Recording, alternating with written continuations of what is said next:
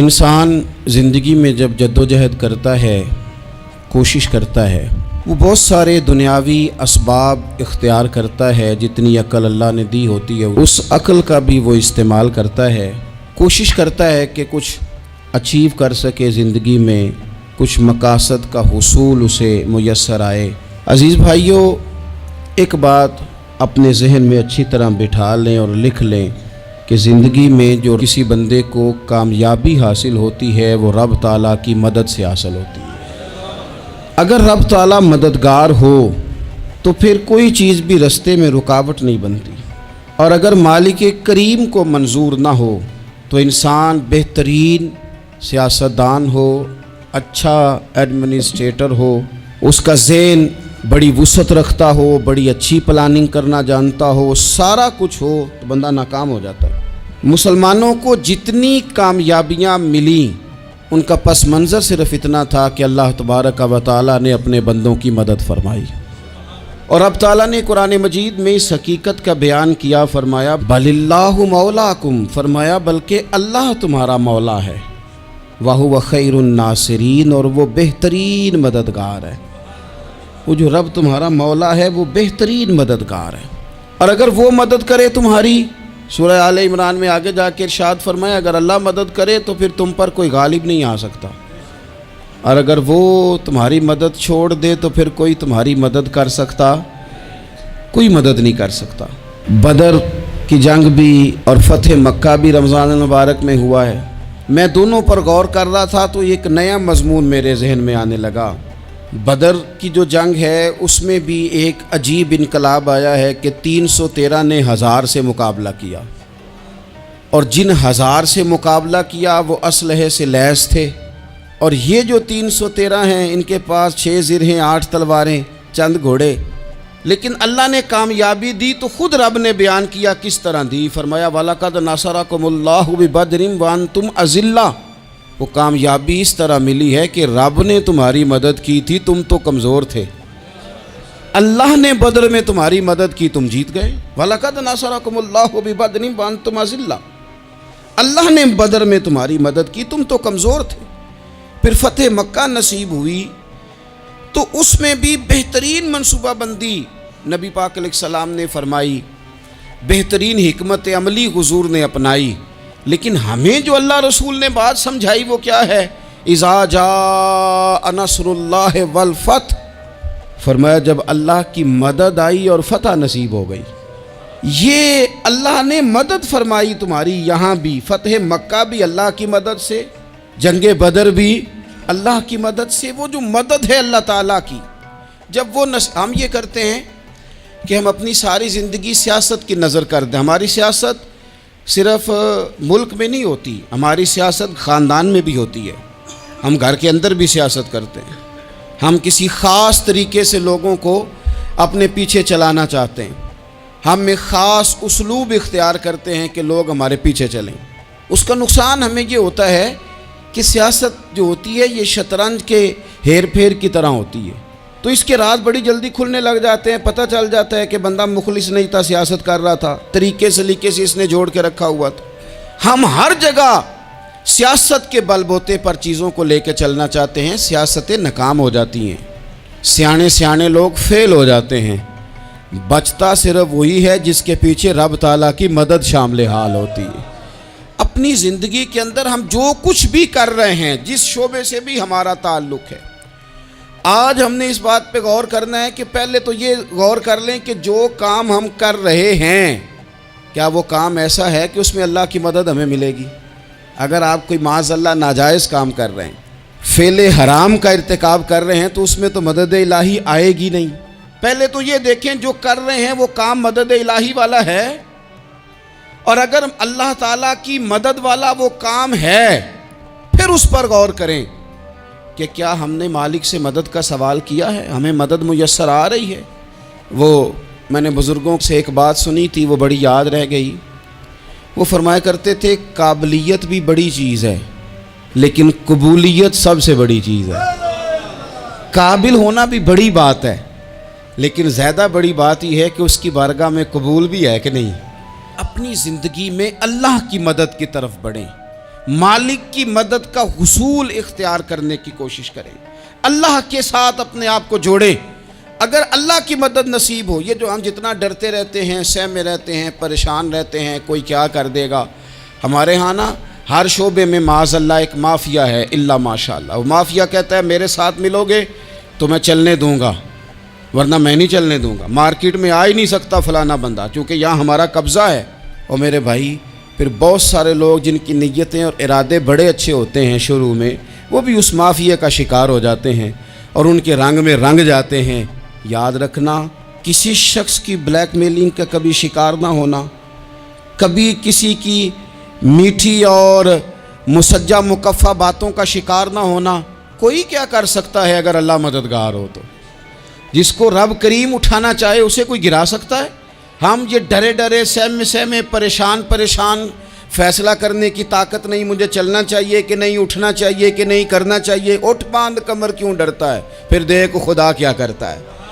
حضرت عبداللہ ابن عباس فرماتے ہیں میرے نبی پاک علیہ السلام نے میری تربیت فرمائی، حضور نے میری تربیت فرمائی، اور محبوب پاک علیہ السلام نے فرمایا عبداللہ یاد رکھنا، یہ نوجوان دوست میری بات لکھ لیں، پریشان لوگ میری بات لکھ لیں، جن کے پاس قوت فیصلہ نہیں وہ اس بات کو لکھ لیں۔ حضرت عبداللہ ابن عباس فرماتے ہیں میرے نبی پاک علیہ السلام نے مجھ سے فرمایا تھا عبداللہ سن، اگر ساری دنیا مل کے تیرا کوئی نفع کرنا چاہے کر نہیں سکتی جب تک میرے رب کی رضا نہ ہو، اور فرمایا ساری دنیا مل کے تیرا کچھ بگاڑنا چاہے تو عبداللہ بگاڑ نہیں سکتی جب تک رب کریم کی حکمت کا تقاضا نہ ہو۔ لوگوں سے ڈرنا، لوگوں کی طرف دیکھنا، ماحول دیکھ کے اپنے راہ کا تعین کرنا، ہر بندے کے خیالات کے مطابق ڈھلنے کی کوشش کرنا، فلانا نہ ناراض ہو جائے، فلانا نہ ناراض ہو جائے، وہ جس نے ہونا ہو جائے، بس رب رسول ناراض نہ ہو۔ اپنی زندگی میں اپنے مالک کو مولا جان کے، بل اللہ مولاکم، اللہ تمہارا مولا ہے، وَهُوَ خَيْرُ النَّاصِرِينَ، وہ بہترین مددگار ہے۔ توجہ جب بھی کریں رب کی جانب کریں، اپنے دل کا قبلہ درست رکھیں، سوچوں کے زاویے سیدھے رکھیں۔ میرے بھائی مالک جب بندوبست کر دے نا، جب مالک بندوبست کر دے پھر ایسا بندوبست کرتا ہے کہ لوگوں کے پاس نا چارہ نہیں رہتا۔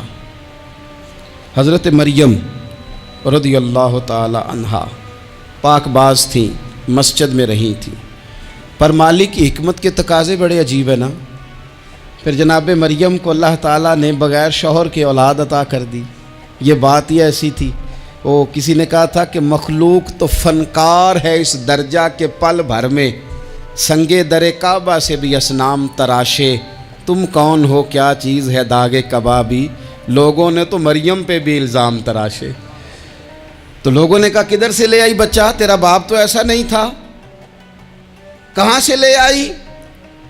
اللہ کرے میں آپ کو سمجھا سکوں، ذرا اپنے آپ کو وہاں کھڑا کریں کہ ایک پاک باز عورت، پاک باپ کی بیٹی، طیب ماں کی بیٹی، اور اللہ کے گھر میں پرورش پانے والی خاتون، ایک وہ وقت اور ایک یہ وقت کہ اس عورت کو کٹہرے میں کھڑا کر کے پوچھا جا رہا ہے کہ معاذ اللہ تیری گود میں بچہ جائز نہیں ہے، کہاں سے لائی ہے؟ اب خود سے صفائیاں بندہ کتنی کو دے، کتنی کو وضاحتیں کرے۔ اور میں نے تو اپنی زندگی میں دیکھا ہے زیادہ وضاحت دینے والے کو بھی لوگ جھوٹا سمجھنے لگ جاتے ہیں، زیادہ وضاحت دینے پر بھی لوگ کمزوری کا اظہار سمجھتے ہیں کہ کمزور پڑ گیا۔ آپ صلح کی کوشش کرتے ہیں، سامنے والا بزدل سمجھ لیتا ہے، زیادہ وضاحتیں بھی کمزور کر دیتی ہیں۔ اب حضرت مریم کو کٹہرے میں کھڑا کر کے کہا بچہ کس کا ہے؟ تو پھر خدا بندوبست جب کرے، اللہ جب مددگار ہو، تو پھر حضرت مریم کی گواہی درختوں سے نہیں دلوائی، اس نے پتوں سے نہیں دلوائی، پھر فرشتے نہیں بھیجے۔ حضرت مریم کہنے لگی مجھ سے نہ پوچھو، وہ جو پنگوڑے میں ہے اسی سے پوچھ لو، ان سے پوچھو نا، وہ کون ہے پوچھ لو، ان سے کر لو سوال۔ انہوں نے کہا پنگوڑے میں چند دنوں کا بچہ یہ جواب دے گا؟ مددگار تھا رب، ان کی برات کا اعلان کرنا تھا مالک نے، اور جب مالک اعلان کر دے، جب مالک تیری صفائی دینا چاہے، جب مالک تجھے دنیا کے سامنے نکھارنا چاہے، تو पंगूड़े में लेटे हजरत ईसा बोल के कहने लगे इन्नी अब्दुल्ला आतानी अल किताबा, फरमाया मैं अल्लाह का बंदा हूँ, रब ने मुझे किताब अता करके नबी बना के दुनिया में भेजा है। मैं अल्लाह का बंदा हूँ, किताब लेके आया हूँ, नबी बन के आया हूँ। फिर पंगूड़े से ऐलान हो गया, फिर बच्चा बोल पड़ा। और ये एक दफ़ा नहीं बात हुई, ये बनी इसराइल में एक जुरैज नाम के शख्स भी थे जो नमाज पढ़ रहे थे। बाज़ ने लिखा है नफल नमाज थी, अम्मा ने पुकारा तो आए नहीं, तो माँ के मुंह से निकल गया तू इतनी देर तक मरेगा नहीं जब तक किसी बेहया औरत का मुंह ना देख ले। तो वो इबादत गुजार थे, लेकिन लोगों ने उनकी इबादत, रियाजत, परहेजगारी को नहीं देखा। बस एक औरत को भेज के इल्ज़ाम लगवा दिया। वो औरत आया जाया करती थी, अब आ जाती हैं औरतें, मसला पूछने की नीयत से भी आ जाती हैं। माहौल में कुछ जगह ऐसी भी हैं जहां औरतें दम कराने के बहाने आ जाती हैं। वो खातून आती जाती थी उस खानकाह पे, आस्ताने पे, ये बुखारी में मौजूद है। फिर उसने कहा मेरी गोद में जो बच्चा है ये इन्हीं का है। मुझे बताएं कैसे बंदा वजाहत दे। हालात ख़राब हो गए, लोग कुटिया जलाने लगे, माहौल और तरह का बन गया। मेरे नबी पाक अलैहिस्सलाम फरमाते हैं फिर उस रब के बंदे ने कहा मालिक तू करीम है, तेरी मशीयत का तकाजा आया जो मेरी माँ ने जुमले बोले थे, पर अब मैं वजाहत देने के काबिल नहीं रहा, अब तू ही करम करेगा तो दरवाज़ा खुलेगा। तो वो चंद दिनों का बच्चा पंगूड़े में बोल के कहने लगा मैं इस दरवेश का नहीं, मैं तो फलाने चरवाहे का बच्चा हूँ, वो जो बकरियाँ चराता है। रब की मदद को पुकारें, अपने साथ अपने मालिक की मदद को शामिल करें, थोड़े रिस्क पर भी गुजारा अच्छा होने लग जाएगा। सारे लोग आपको गिराने की तदबीरें कर रहे होंगे और मालिक आपको इज्जतें अता फरमा देगा, उसकी बारगाह से हिकमत का तकाजा और हो जाएगा। हमने सारी ज़िंदगी लोगों को राज़ी करने में गुजार दी, सारी ज़िंदगी बुढ़ापा आ गया बच्चों को पालते, और बच्चों ने आखिरी उम्र में कह दिया अब्बा अगर कोई ढब का काम कर लेते तो आज हमारे दिन भी फिर न जाते।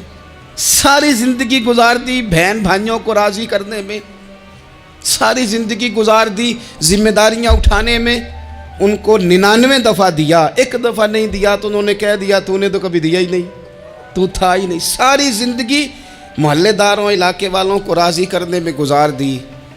और मैंने ऐसे लोग भी देखे दीन के लिए वक्त गुजारा, लेकिन जब बुढ़ापे में दांत काम न करते थे तो वक्त के मुफ्तियों को भी मस्जिदों की कमेटियों ने कह दिया अब आपकी समझ नहीं आती, हमने ख़तीब को यौर रखना है, न देखो दुनिया की तरफ, दुनिया रुला देती है, न राज़ी करो बंदों को, बंदे थका देते हैं, न पीछे भागो हर वक्त दुनियादारों के, ये इंसान को कमज़ोर कर देते हैं। वो तो करीम ही बड़ा है, 2 आंसू ज़मीन पर बाद में गिरते हैं, बंदे के गुनाह सारे पहले माफ़ फरमा देता है। अल्लाह की मदद का हुसूल, अपने मालिक की मदद की तरफ बढ़ना, आपको बदर की जंग भी यही दरस देगी, आपको ओहद का मैदान भी यही सबक देगा, फतेह मक्का भी यही सबक देगा। मेरे दोस्तों, जब रब मदद फरमाए, जब अल्लाह मददगार बने। दोस्तों से एक बात अक्सर करता हूँ, मैं कहता हूँ कि जितने दर्द से आप अमीर को अपनी कहानी सुनाते हैं ना, और जिस तरह आपके आंसू बात करने से पहले गिर जाते हैं कि गरीब हैं, बच्चियां हैं, कारोबार नहीं, ओ मेरे संगियों, इससे आधे आंसू अपने रब की बारगाह में बखेरो, उसके हुजूर अर्ज गुजार हो जाओ, उससे तलब करो। एक वक्त इंसान पर ज़िंदगी में ऐसा आता है कि उसे यूँ महसूस होता है कि मेरा साया भी तरह सा पीछे हट गया है, उसे यूँ लगता है कि मैं किसी सहारे पे हाथ डालता हूँ तो वो भाग जाता है मुझसे। लेकिन मालिक की बारगाह ऐसी अजीम बारगाह है, रब रसूल के आस्ताने इतने बड़े हैं कि आप जब वहाँ कशकोले तलब दराज करते हैं तो झोली फैलाने में देर लगती है, उनको भरने में तो कोई देर नहीं लगती। हमने अपना सोच का किबला ही दुनिया को बना लिया है। ये जो अल्लाह वालों की मदद है ये तो है नहीं, अल्लाह ही की मदद है, लेकिन ये जो सेठों की तरफ तवज्जो करना, नवाबों की तरफ तवज्जो करना, दुनियादारों की तरफ तवज्जो करना और अपना मिजाज इस तरह का बना लेना, यारो गर्दन को झुका देता है खैरात का पत्थर, जहाँ में मांगने वालों के सर कभी ऊंचे नहीं होते। اور اقبال کہتے ہیں غیرت ہے بڑی چیز جہان تگ و دو میں، پہناتی ہے یہ فقر کو تاج سردارا۔ میں عرض کروں گا کہ اپنی آپ جب توجہ کا قبلہ اللہ رسول کو بنائیں گے تو رب فرماتے ہیں وَيَرْزُقْهُ مِنْ حَيْثُ لَا يَحْتَسِبُ، میں نہ تجھے وہاں سے رزق دوں گا جہاں سے کبھی تیرا گمان بھی نہیں گیا ہوگا، یہاں سے بھی مل سکتا ہے، تو نے سوچا بھی نہیں ہوگا۔ بخاری شریف میں حدیث ہے، حضرت جابر ابن عبداللہ فرماتے ہیں نبی پاک صلی اللہ علیہ وسلم نے 300 لوگوں کا ایک لشکر روانہ کیا کسی مہم کے لیے، کسی جہاد کے لیے۔ حضرت ابو عبیدہ بن جراح رضی اللہ تعالیٰ عنہ امیر لشکر تھے۔ فرماتے ہیں غربت اتنی زیادہ تھی، بھوک اتنی زیادہ تھی کہ ایک ایک کھجور دن میں ایک وقت کھانے کو ملتی تھی، اور کچھ دن ایسے آئے کہ اب کھجور بھی نہیں مل رہی۔ فرماتے ہیں اتنی زیادہ بھوک لگی مجاہدین کو 300 بندہ پتے کھا کے گزارا ہونے لگ گیا۔ یہ بخاری میں موجود ہے۔ آپ فرماتے ہیں کہ دریا کے کنارے ہمارا پڑاؤ تھا، ٹھہراؤ تھا، جب بھوک سے نڈھال ہو گئے نا وَيَرْزُقْهُ مِنْ حَيْثُ لَا يَحْتَسِبُ، اللہ وہاں سے روزی دیتا ہے، گمان بھی نہیں ہوتا۔ فرماتے ہیں ایک مچھلی اللہ تعالیٰ نے دریا کے کنارے بھیجی، فرماتے ہیں وہ تھی تو مچھلی پر پہاڑ جتنی تھی۔ بخاری میں لفظ ہیں، حضرت جابر ابن عبداللہ رضی اللہ تعالیٰ عنہ فرماتے ہیں 300 آدمی 18 دن تک اس مچھلی کو کھاتے رہے، مچھلی ختم ہی نہیں ہوئی۔ مچھلیاں نہیں، مچھلی کہتے ہیں 18 دن 300 بندہ کھاتا رہا، مچھلی ختم ہی نہیں ہوئی۔ اور فرماتے ہیں کہ اس کی ہڈی نکال کے، کانٹا کہیں گے آپ اپنی زبان میں، کہتے ہیں وہ نکال کے نا تو اس کو کھڑا کیا نا جب، تو اونٹ کجاوے سمیت اس کے بیچ سے گزر جاتا تھا، 2 اس کے کانٹے جوڑے۔ فرماتے ہیں وہ اس کا گوشت ہم کھاتے تھے اور اس کی چربی بطور تیل کے ہم جسموں پہ ملتے تھے، بیماروں کو اس سے سکون آتا تھا، تندرستی شفا ہوتی تھی۔ فرماتے ہیں ہم کھایا بھی ہم نے، اور کچھ لے کے ہم مدینے بھی گئے، اور قربان جائیں نبی پاک نے بھی اس میں سے کھایا۔ ہم نے عرض کی حضور یہ معمہ کیا ہے، یہ ماجرا کیا ہے؟ تو محبوب نے فرمایا تمہارے پاس غذا نہیں تھی، رب نے تمہارے لیے بندوبست کیا ہے، اللہ نے تمہیں دیا ہے۔ مکان شروع کر لیا، ایک صاحب نے وہ مکان بنانے لگے، آپ وہ حساب لگا رہے ہیں، کہتے ہیں میرے پاس اتنے پیسے ہیں، اتنے میں نے فلانے دوست سے کہنا ہے اس نے دے دینے، اتنے فلانے رشتہ دار سے کہنا ہے اس نے دے دینے، اتنے فلانے سے کہنا ہے اس نے دے دینے۔ یہ ساری کاپی بنا کے مکان شروع کر لیا۔ جو روز کہتا تھا نا کوئی حکم ہو جاتے 10 سب سے پہلے اس کو کہا میاں پیسے چاہیے دین، وہ کہندا ہو کل ہی منڈا ٹوریا ہے، کدے تو پرسوں 10 داتے لب جانے سن۔ میں آپ کو اپنے تجربے کی بات بتا رہا ہوں۔ جن لوگوں کا خیال ہوتا ہے نا کہ آپ سٹارٹ کریں فلانا کام، ہم آپ کے ساتھ ہیں، اللہ کا ہی کوئی نظام ہے، وہ بالکل بھی نہیں ساتھ ہوتے۔ لیکن ایسا نہیں ہے کہ کوئی ساتھ نہیں ہوتا، اللہ تعالیٰ بڑے اسباب پیدا کرتا ہے، وہاں سے دیتا ہے جہاں سے گمان بھی۔ ہمارا یہ ذہن بن جاتا ہے ہم ساری اپنے حساب سے چلتے ہیں، اتنے رشتہ داروں سے، اتنے کون آپ کے ساتھ چلے گا، سوال ہی نہیں پیدا ہوتا۔ یہ سارے کام چھوڑ کے سب سے پہلے 2 رکعتیں پڑھو، اپنے رب کی بارگاہ میں، رسول کائنات کی بارگاہ میں گزارشات اور استغاثے پیش کرو، وہاں سے خیر طلب کرو۔ دنیا دار کیا دیں گے، کیا دے سکتے ہیں، کیا حیثیت ہوتی ہے کسی؟ اللہ کہتا ہے وہاں سے دوں گا۔ تو جو اللہ مال دے وہ لینا چاہیے کہ رشتہ داروں کا مال دیکھنا چاہیے؟ جو اللہ دے وہ لینا چاہیے کہ سیٹھوں نوابوں کی جیبیں دیکھنی چاہیے؟ جو اللہ دے وہ قبول کرنا چاہیے یا دیکھنا چاہیے کون سا آدمی کہاں پہنچ گیا؟ چھوڑو، اپنی مٹی پہ چلنے کا سلیقہ سیکھو۔ کسی کے سنگ مرمر پہ چلو گے تو پھسل جاؤ گے، پھسل جاؤ۔ اس پر ایک اور بات عرض کر دوں، صحیح بخاری سے، مسلم سے ایک اور بات۔ کچھ چیزیں ایسی ہیں جن سے اللہ کی مدد آتی ہے، مدد ملتی ہے۔ ایک چیز ان میں سے ایسی ہے جس سے بہت مدد نازل ہوتی ہے، وہ ہے کہ جب رب آپ کو دے نا تو پھر آپ بھی اس کے رستے میں دیں، پھر مدد آتی ہے، پھر اور آتا ہے۔ بخاری مسلم میں حدیث ہے، یہ زیادہ ہی توجہ طلب امر ہے، اس پر آپ غور کریں گے۔ حضرت ابو ہریرہ فرماتے ہیں کہ نبی پاک علیہ السلام نے فرمایا ایک شخص نے بادلوں کے اندر سے آواز سنی کہ فلاں آدمی کا کھیت اور باغ خشک ہو گیا ہے، وہاں برسو اور اس کے کھیت کو سیراب کرو۔ وہ بڑا حیران ہوا کہ بادل سے آواز آ رہی۔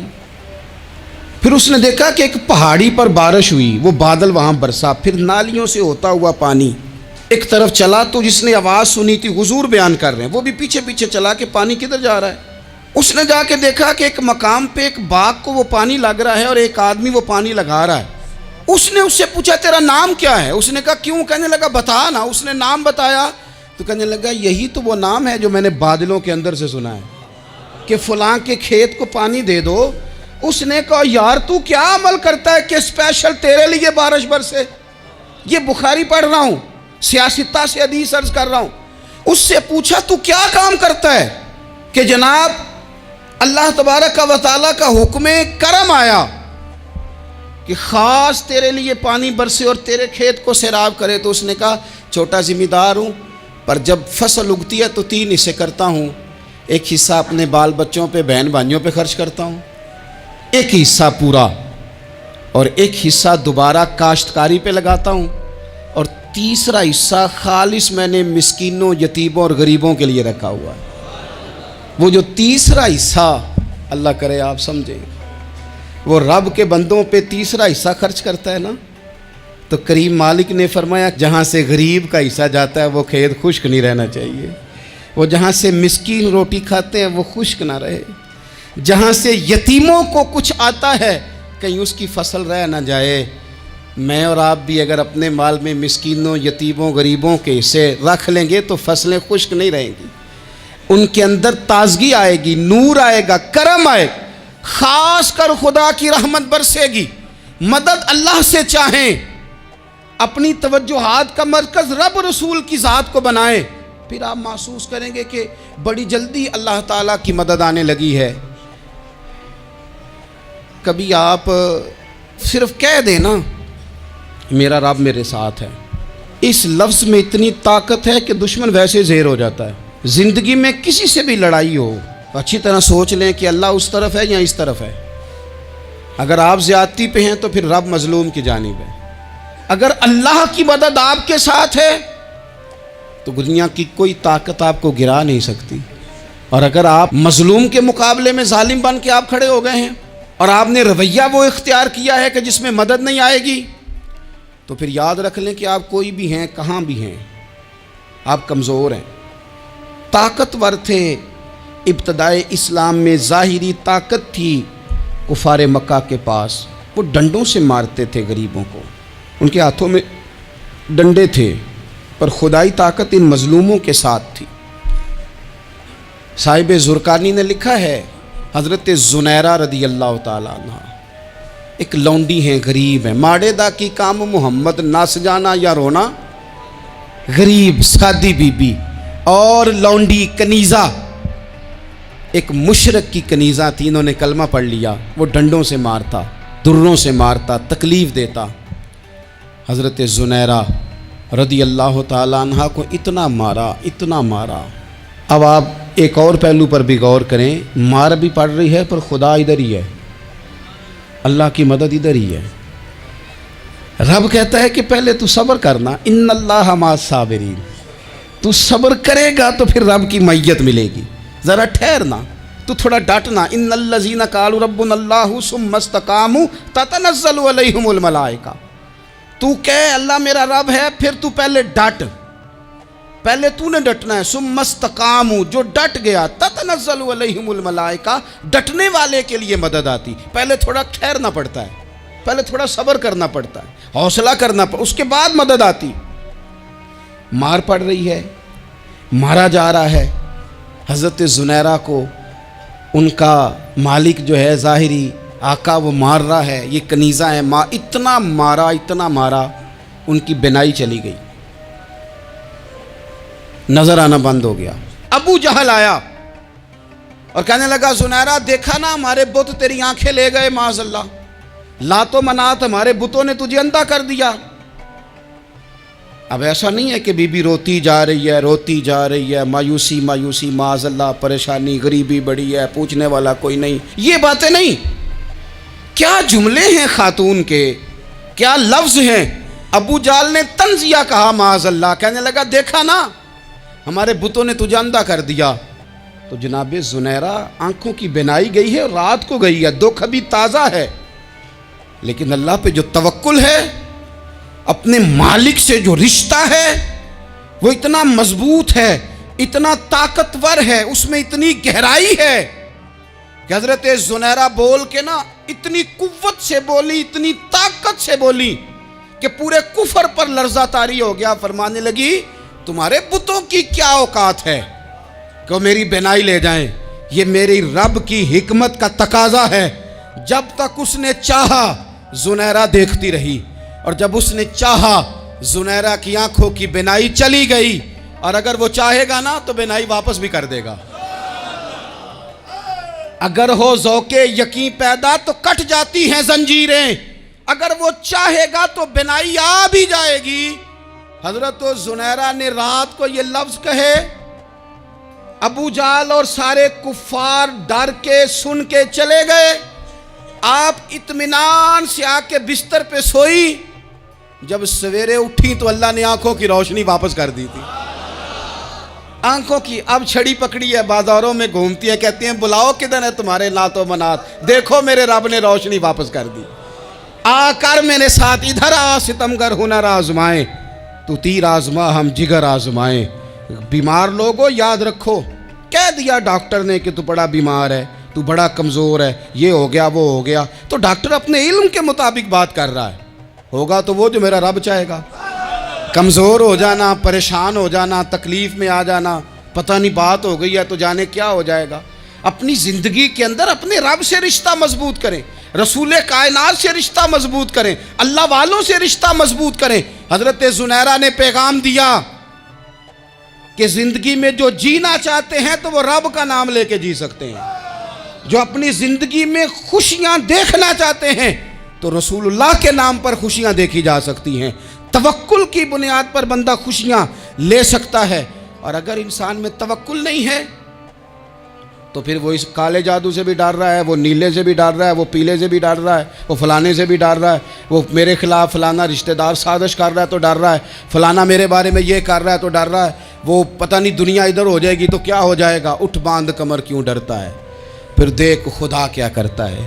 تو اس ساری گفتگو کا نچوڑ آپ کو یہ عرض کیا ہے، سب سے پہلے تو یہ کہ میدانوں میں مدد بھی اللہ کی، رزق میں مدد بھی اللہ کی، فصلیں خشک ہوں تو مدد پھر بھی اللہ کرے، تو پھر ساری مدد، اور اگر انسان بیمار ہو تو پھر بھی مدد اللہ کی۔ تو اپنے اللہ کی جانب توجہ کو بڑھائیں، آپ اللہ سے مدد کے سوالی بنیں۔